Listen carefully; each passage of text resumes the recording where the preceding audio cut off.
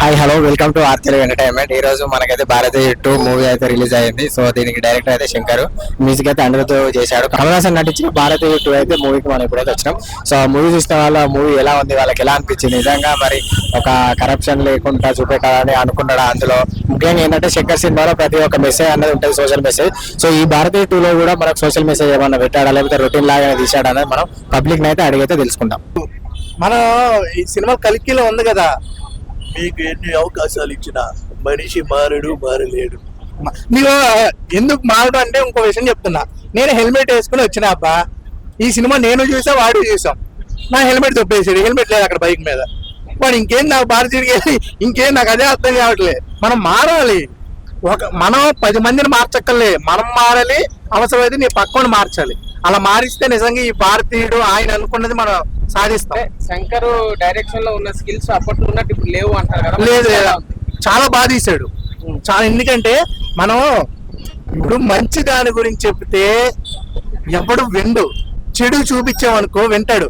మీరు రీసెంట్ గా బాగా చూసింది ఏంటంటే రాజస్థాన్ ఆ అమ్మాయి గొడవలు ఆడుకుని వాళ్ళ కాల్లో మాట్లాడుకుంటారు కదా, అది అందరూ చూసి ఉంటారు. కానీ ఒక చిన్న పాపకి వేరే వాడికి ఒక యూట్యూబర్ తప్పుగా మాట్లాడాడు, దాని గురించి మీరు ఎవరు చూసి ఉండరు. అంటే ఇక్కడ చెడు ఆల్రెడీ మన మైండ్ లో ఎక్కువైపోయింది. సెల్ ఫోన్ చూస్తే చెడు చెడు చెడు చెడు అలవాటు అయిపోయింది. మంచి గురించి చూపిస్తే ఎవడు చూడదు కదా. అందుకే రోబోట్ మనం వేస్ట్ కాబట్టి మన భారతీయులు రోబోట్ హిట్ చేసుకోలేకపోయాం. అంత మంచి గ్రాఫిక్స్ తో తీసినా హిట్ చేసుకోలేకపోయాం. ఈ సినిమా నిజంగా హిట్ చేసుకోవాలి. భారతీయుడు 3 కూడా ఉంది.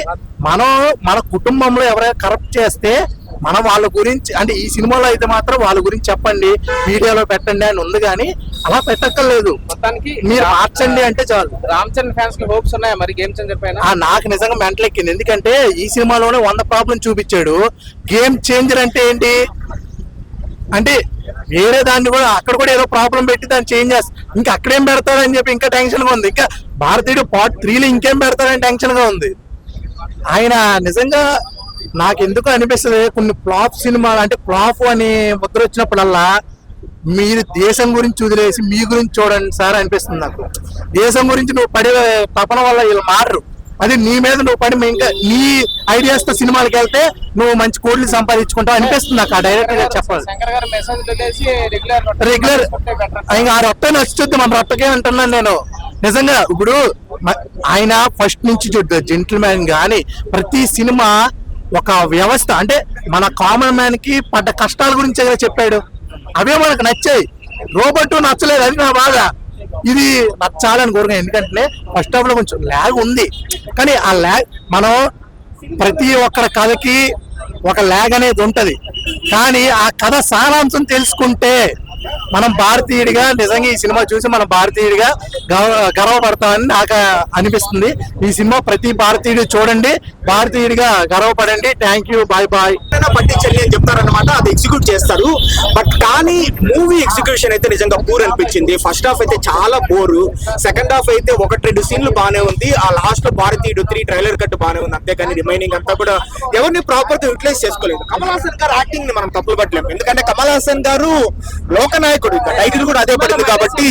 సినిమాలో మైనస్ అంటే ప్లస్ పాయింట్స్ ఏంది అంటే చెప్తాను, రిమైనింగ్ అన్ని మైనస్ అనమాట. ప్లస్ పాయింట్స్ కమల్ హాసన్ గారి యాక్టింగ్, సినిమాటోగ్రఫీ బాగుంది, production values obviously like production values Shankar గారి మూవీస్ లో ఎలా ఉన్నాయి బానే ఉంది. సెకండ్ హాఫ్ లో ఒక 2 సీన్లు, మళ్ళీ భారతీయుడు 3 ట్రైలర్ కట్, ఇవి తప్ప రిమైనింగ్ అంతా మైనస్ అనే చెప్పుకోవచ్చు. మ్యూజిక్, నేను అనిరుద్ధ్ కి డైహార్డ్ ఫ్యాన్. సీరియస్లీ అనిరుద్ధ్ అంటే నాకు చాలా ఇష్టం అనమాట. అలాంటిది మూవీలో బీజిఎం కూడా పెద్దగా ఎక్కలేదు. అండ్ కమ్బ్యాక్ ఇండియా అనే సాంగ్ ఒక్కటి బాగుంది, రిమైనింగ్ 2 సాంగ్స్ కూడా నాకైతే పెద్దగా ఎక్కలేదు అనమాట. ఒకటి ఏంటంటే లైన్ అయితే బానే ఉందన్నమాట. సో డెఫినెట్లీ మంచి లైన్ నేను చెప్తాను కదా, ఎందుకంటే కరప్షన్ చేయకూడదు అనేది. శంకర్ గారి మూవీస్ అంటే సోషల్ మెసేజ్ ఉంటుంది, కానీ మనకు 3 గంటల సినిమాను పెట్టినప్పుడు అది ప్లాట్ స్క్రీన్ ప్లే మనకు ఇంట్రెస్టింగ్ గా కూర్చోబెట్టాలా, ఎంగేజింగ్ గా చేయాలా, ఆ విషయంలో శంకర్ గారు ఫెయిల్ అయినారు. బట్ డెఫినెట్లీ శంకర్ గారి మూవీ కాబట్టి ఎన్నో మనకు వచ్చేసి ఈ ఎక్స్పోజింగ్ ఉండే సినిమాలు, గ్లామర్ సినిమాలు అని వస్తూ ఉంటాయి. అలాంటి సినిమాల కంటే ఇది బెటర్ అనమాట. హ్యాపీగా మెసేజ్ వాటి కోసం చూడొచ్చు. భారతీయుడు 3 అయితే దీనికంటే ఖచ్చితంగా బెటర్ గా ఉండబోతోందని నాకు ఆశ అనమాట. ట్రైలర్ కట్ కూడా అట్లే ఉంది. ఓవరాల్ రేటింగ్ నేను ఇవ్వలేను, కానీ నేనైతే disappointed bro. Definitely game changer పైన అయితే హోప్స్ పెట్టుకోవచ్చు. ఎందుకంటే దిల్ రాజు గారు ప్రొడ్యూసర్ అన్నమాట. సో ఆయన కూడా కథ విషయంలో 2-3 సార్లు పరిశీలించుకుంటాడు. లైకా ప్రొడక్షన్స్ లాగా ఇంకా డైరెక్ట్ అని గుడ్డిగా నమ్మేసి వచ్చేసారు అనమాట. So definitely game changer and Ram Charan గారు కూడా ఇన్వాల్వ్ అయినారు అంటే మేబీ దాని మీద గేమ్ చేంజర్ మీద కాన్సన్ట్రేషన్ ఎక్కువ అయ్యి భారతీయుడు 2 పైన కాన్సన్ట్రేషన్ తగ్గి ఇట్లా వచ్చిండొచ్చు కదా. కనిపించలేదా మనకి? లేదు బ్రో, వెంకటేష్ శంకర్ గారు నిజంగా రోబో 1 తర్వాత నుంచి కొంచెం డిసప్పాయింట్ అని చెప్పొచ్చు. అవి కూడా నాకు అబో యావరేజ్ అనిపించింది. రోబో 2 కూడా పెద్దగా ఏం ఎక్కలేదు. అండ్ స్టోరీ లైన్ అయితే బాగానే ఉంది. కరప్షన్ చేసే వాళ్ళు ఇంట్లో వాళ్ళైనా సరే పట్టించండి అని చెప్తారు. బట్ కానీ ఆ ఫైట్స్ అన్నెసెసరీ ఫైట్స్ అనమాట, అవుట్డేటెడ్ అని మనకు అనిపిస్తుంది. అది ఎందుకు అప్పుడు ఇండియన్ వన్ లో ఏంటంటే చంపేటప్పుడు కూడా ఒక లాజికల్ రీజనింగ్ ఉంటుంది మనకు వచ్చేసి, ఎందుకు చంపుతా ఉన్నారు అనేది ఉంటుంది. కానీ దీంట్లో అన్నెసెసరీ ఫైట్స్, అది మన తలా తోకలేని కాన్సెప్ట్స్ అంతా మనం అంటా ఉంటాం కదా, అలా మనకు అనిపిస్తుంది అనమాట ఫస్ట్ హాఫ్ చూసేటప్పుడు. సెకండ్ హాఫ్ లో ఒక 2 సీన్లు అయితే నిజంగా మనకు కొంచెం ఎమోషనల్ గా మనకు ఉంటుంది. అది తప్ప రిమైనింగ్ సినిమా అంతా కొంచెం కూర్చోవడానికి అయితే కష్టంగానే అనిపించింది. ఒకవేళ ఏఆర్ రెహమాన్ అంటే మళ్ళీ మ్యూజికల్ హిట్ కొట్టుకునేవాడు, అవునా కదా, అందుకే ఆయన తప్పేయడం ప్లస్ పాయింట్. దాని తర్వాత సినిమాలో నెగిటివ్ ఏంటి అని అంటే అవినీతి పైన పాల్పడేటప్పుడు జరిగే పర్యవసనాలు ఏం జరుగుతాయి, what is the side effects, అది ప్రిపేర్ చేయలేదు భారతీయుడు. రండి పోరాడండి అన్నాడు. పోరాడాలంటే పొట్టలో కూడు ఉండాలి కదా, ఆ కూడు ఇచ్చేవాడు తండ్రి కదా. ఆ అన్యాయం చేసినాడో అవినీతి చేసినాడో తెలియదు, వానికైతే కూడు ఇచ్చాడు కదా. ఆ కూడు వెళ్ళిపోతే నేను ఎట్లా పోరాడాలి అనేటువంటిది ఈ పాయింట్ ఆయన రేస్ చేయలేదు. ఈ పాయింట్ కూడా చూపించినట్టయితే సరే మన ఫ్యూచర్ కూడా చేయొచ్చు. ఈ పాయింట్ ని ఎవరు రేస్ చేశారంటే మోడీ గారు రేస్ చేశారు. మోడీ గారు ఒక స్కీమ్ తీసుకువచ్చారు. దానివల్ల ముందు తరాలకు ఖచ్చితంగా అవినీతి అనేది తగ్గుతుంది. జపాన్ ఎదిగింది, చైనా ఒదిగింది, ఇజ్రాయిల్ పడుతుంది పుడుతుంది, ఇవి కాకుండా ఉంటాయి అన్నమాట. ఒక పథకం ఉంది, డిస్కస్ లేటర్. అండ్ ఇంకోటి సేనాపతి 2, సేనాపతి అన్నారు కదా, there is no Senapathi in this character. Cinema ఎల్లారుమే పాదం పోదు ఫ్యామిలీ, ఒక క్యాలెండర్ సాంగ్ ఉంటుంది, క్యాలెండర్ సాంగ్ రామచిలుకలు బాబా అలాంటి సీన్ ఒకటి పడితే చిన్న జన్న ధన్యమనేలా ఉంటుంది. ఆ విధంగా తీశారు దానికి రిచ్గా. ఫస్ట్ పార్ట్ ఈస్ బ్యాగ్డ్ క్యారీ బ్యాగ్డ్, అర్థమైందా.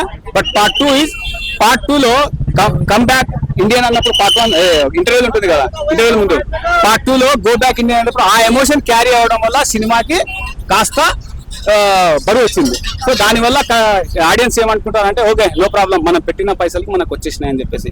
సో బేసిక్ థింగ్ ఏంటంటే if there was no Kamal Haasan might be movie, నాకు చెప్పలేదు, might not be, might be cinema. మూవీలో హైలైట్స్ అంటూ ఏం లేవమ్మా. శంకర్ గారు ద ఓన్లీ థింగ్, శంకర్ గారు 3 పడవల పైన ప్రయాణం చేశారు. ఐ థింక్ శంకర్ గారు ఒక పడవ పైన ప్రయాణం చేసితే బాగుండేది. ఇంకో విషయం ఏంటంటే నెగిటివ్ ఏంటంటే ప్లస్ పైన ఉన్నాయి. కథని తమిళనాడు నుంచి స్టార్ట్ చేసినప్పుడు అక్కడక్కడ తీసుకొని పోతాడు. అక్కడ నుంచే దాన్ని బ్రాంచెస్, ఇప్పుడు ఒక బ్రాంచ్ ఒకటి ఓపెన్ చేసిన బ్రాంచ్ లాగా తీసుకొని వచ్చి సినిమాకి బాగుంటుంది. కానీ అక్కడక్కడ తీసుకుని పోయి మళ్ళీ ఎక్కడికి తీసుకొని వచ్చేస్తాడు అనమాట సినిమాని. అది కొద్దిగా జనాలకు కన్ఫ్యూజన్ వస్తుంది. వాట్ వీఆర్ వాచింగ్, ఈ ఆర్ వి రియలీ వాచింగ్ భారతీయుడు 1 అని. సో ఇంకోటి విషయం, భారతీయుడు 1 రిలీజ్ చేయకుండా ఉంటే బాగుండేది. ఇది బ్యాడ్ ఇంపాక్ట్ అమ్మా. ఎందుకనంటే భారతీయుడు నీట్గా వస్తుంది మూవీ. సో దాని తర్వాత ఏమైందంటే ఇప్పుడు చూసిన ప్రతిసారి భారతీయుడు 1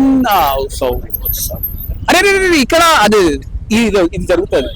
ఈ సినిమా రిలీజ్ చేసిన 1 వీక్ తర్వాత 10 డేస్ తర్వాత భారతీయుడు 1 వచ్చింటే మటుకు 2 బ్లాక్ బాస్టర్ కలెక్షన్స్ వచ్చేసింది.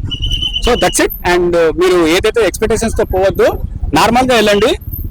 ఉరుదడి పత్త మాత్రం ఓకేనా.